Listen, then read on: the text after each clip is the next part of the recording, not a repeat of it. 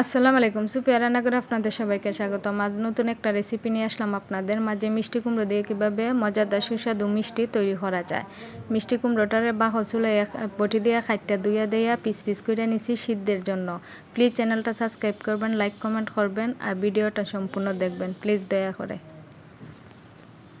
মিষ্টির জন্য বিস্কিট নিছি আর বাদাম, এক মুঠ বাদাম নিছি আর গুঁড়ো দুধ নিছি, নিয়ে সব কিছু গুঁড়ো হইরা অ্যাডজাস্ট করে নিছি মিষ্টির জন্য। চুলার মধ্যে মিডিয়াম আঁচ দিয়ে কড়াইটা বসায় নিছি। মিষ্টি কুমড়োটা সিদ্ধ দিয়ে দিমু মিষ্টির জন্য। মিষ্টি কুমড়োর মধ্যে আমি সামান্য একটু পরিমাণ লবণ অ্যাড করতেছি টেস্টির জন্য। লবণ অ্যাড করলে টেস্টটা খুব ভালো আসে, তার জন্য আমি একটু সামান্য পরিমাণ লবণ অ্যাড করছি। দিয়ে আবারও লাইড়ে দিতেছি মিষ্টি কুমড়োটারে, কড়াইয়ের মধ্যে যাতে নিচে লেগে না যায়। মিষ্টি কুমড়োর মধ্যে আমি চিনি অ্যাড করতেছি। আমি মিষ্টির পরিমাণটা বেশি খাই, তার জন্য চিনিটা অ্যাড করতেছি। পাকনা মিষ্টি কুমড়োটা এমনিতে মিষ্টি থাকে, তারপরও মিষ্টি বেশি খাই দিকে মিষ্টি বেশি অ্যাড করছি। আপনারা আপনাদের পছন্দ মতন মিষ্টিটা অ্যাড করতে পারবেন।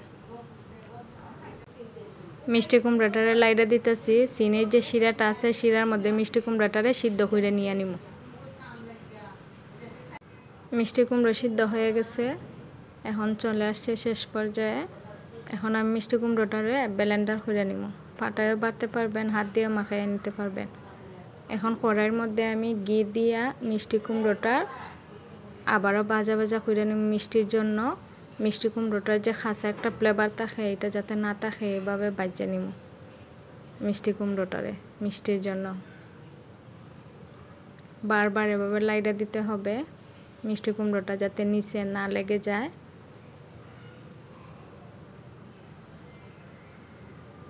এই যে এভাবে বারবার লাইড়া দেবেন।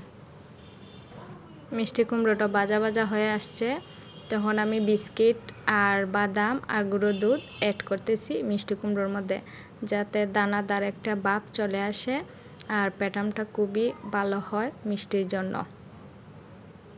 আবারও কড়াইয়ের মধ্যে এভাবে লাইড়া দিতে হবে মিষ্টির প্যাটার্নটারে। ভালো করে ভাজা ভাজা করে নিতে হবে মিষ্টির প্যাটার্নটারে।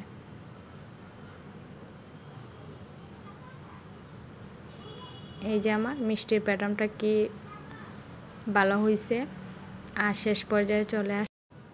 এখন মিষ্টির জন্য মিষ্টির প্যাটার্নটা একটু পরিমাণ হাতে নিয়ে নিতেছি আমি। হাতে তেল লাগিয়ে নেবেন, তাহলে লাগবে না আর।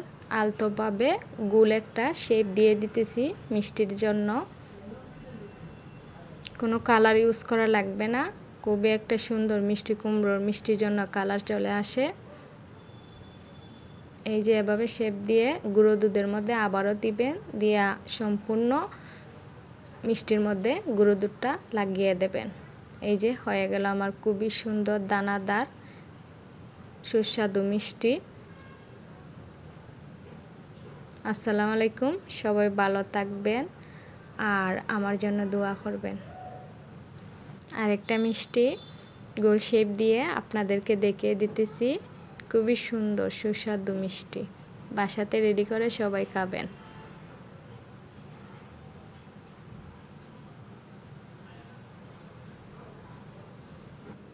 এই যে আরেকটা মিষ্টি তৈরি করে নিলাম, গুঁড়ো দুধের মধ্যে দিয়ে দিলাম, দিয়ে মিষ্টিটার মধ্যে অ্যাডজাস্ট করে নিতেছি।